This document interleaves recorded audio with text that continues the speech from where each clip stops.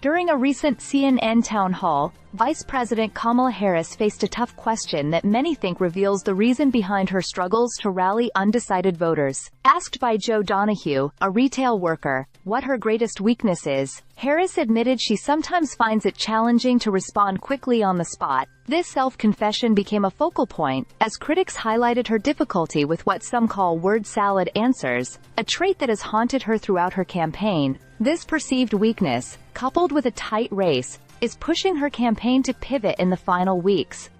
As recent polling shows, Donald Trump is now leading in multiple swing states, creating a more challenging path for Harris. Harris's admission in this setting underscores the pressures of a national campaign, where every statement can affect public perception. The criticism that she fails to convey clear, quick responses has taken root, and her team is scrambling to find a strategy that redefines her public image, moving away from what some voters see as indecision. Harris's latest campaign efforts also show her shifting focus from the Biden administration's platform to a more independent agenda. In a recent NBC interview, she emphasized that her presidency wouldn't simply be a continuation of Biden's policies, particularly in addressing the economy and inflation, aiming to resonate with middle-income voters and those concerned about the cost of living. She's adopted an assertive stance on raising the federal minimum wage to $15 an hour, signaling that her priorities would address immediate economic issues. Yet Harris's sharp attacks on Trump have also garnered attention.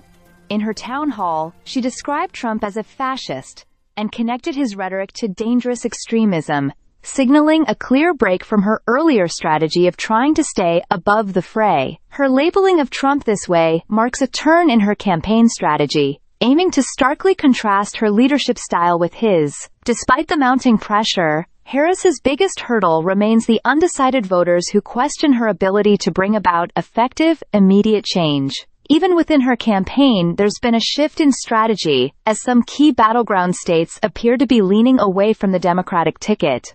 Analysts warn that if her messaging doesn't resonate soon, she may struggle to win over enough support to turn the tide in her favor. In the end, her candid acknowledgement of her weakness at the town hall served as both a refreshingly honest moment and a revealing insight into the challenges that lie ahead in her campaign. With the final days ticking down, the question now is whether Harris can overcome these vulnerabilities, rally swing state voters, and effectively make the case for her own path to the Oval Office. Stay subscribed for more videos.